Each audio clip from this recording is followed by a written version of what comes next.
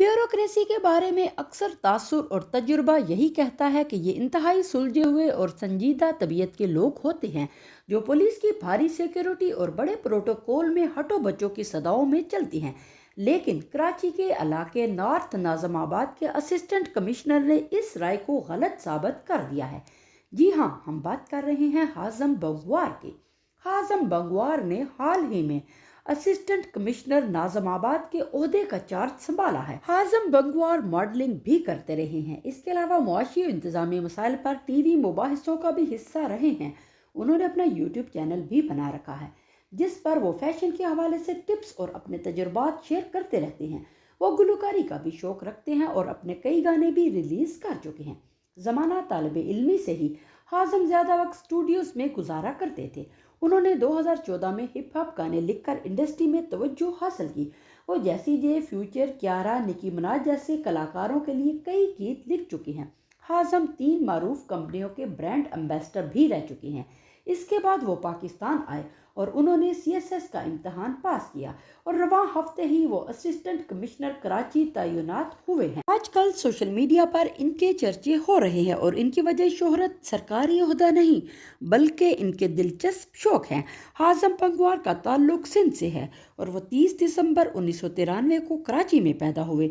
महज 6 साल की उम्र में वो न्यूयॉर्क मुंतकिल हो गए थे जहां उन्होंने इब्तदाई तालीम मेडवर्ड हाई स्कूल से हासिल की। फिर उन्होंने इंटरकॉन्टिनेंटल यूनिवर्सिटी लंदन से फैशन डिज़ाइनिंग की डिग्री हासिल की। इनकी वालिदा का ताल्लुक इराक से है और वो एक आर्किटेक्चर हैं, जबकि इनके वालिद पुलिस फोर्स में DIG के ओहदे पर रह चुके हैं। हाज़म बंगवार ने लंदन की यूनिवर्सिटी से कानून की डिग्री भी हासिल की है।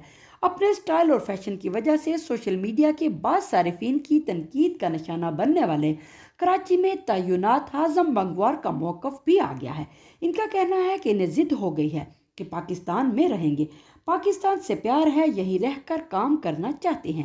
इनका कहना है कि ख़ानदान वाले कहते हैं कि बैरून मुल्क जाओ मज़े करो, लेकिन वो समझते हैं कि पाकिस्तान को इनकी ज़्यादा ज़रूरत है। इनका कहना है कि उन्होंने फैमिली के मना करने के बावजूद कमीशन का इम्तहान दिया है और अब आवाम की खिदमत कर रहे हैं। हाज़म बंगवार सोशल मीडिया पर मशहूर होने के बाद टॉक ऑफ द टाउन हैं। हाज़म ने मजीद कहा कि सोशल मीडिया प्रोफाइल इनकी ज़ाती ज़िंदगी है। वो ना ट्रांसजेंडर हैं और ना औरत, वो मर्द हैं। क्योंकि इन्हें तहकीर में औरत पुकारा जाए तो वो माओ बहनों के लिए इसे तौहीन समझते हैं। हाज़म बंगवार ने खुद से मुतल्लिक फैलाई जाने वाली गलत फहमियाँ दूर करने की कोशिश भी की है। इनका कहना है कि वो समझते हैं पाकिस्तान को इनकी ज़्यादा ज़रूरत है। वो शहर नूरजहां की अस्तकारी का जायजा लेने पहुंचे तो शहरियों ने इनके साथ सेल्फीज बनवाई और इनकी कारकर्दगी को सराहा। हाज़म बंगवार के मुताबिक इनकी कोशिश है कि वो अवाम के मसाइल को हल करने में अपना किरदार अदा करें। हाज़म बंगवार ने चंद दिनों में ही सोशल मीडिया की तवज्जो हासिल कर ली है। ताहम ये सवाल जहन में आता है कि इनकी बेमिसाल शख्सियत को वायरल होने में इतना अरसा क्यों लगा।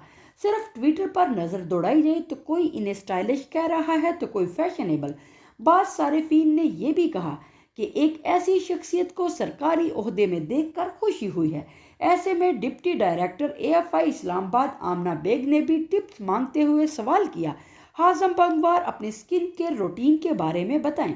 इस पर हाज़म बंगवार ने दिलचस्प जवाब देते हुए कहा कि सिर्फ यही वो बात है जो मैं राज रखता हूँ। दोनों अफसरान की इस गुफ्तगू से सोशल मीडिया सारिफीन भी लुत्फ अंदोज हुए।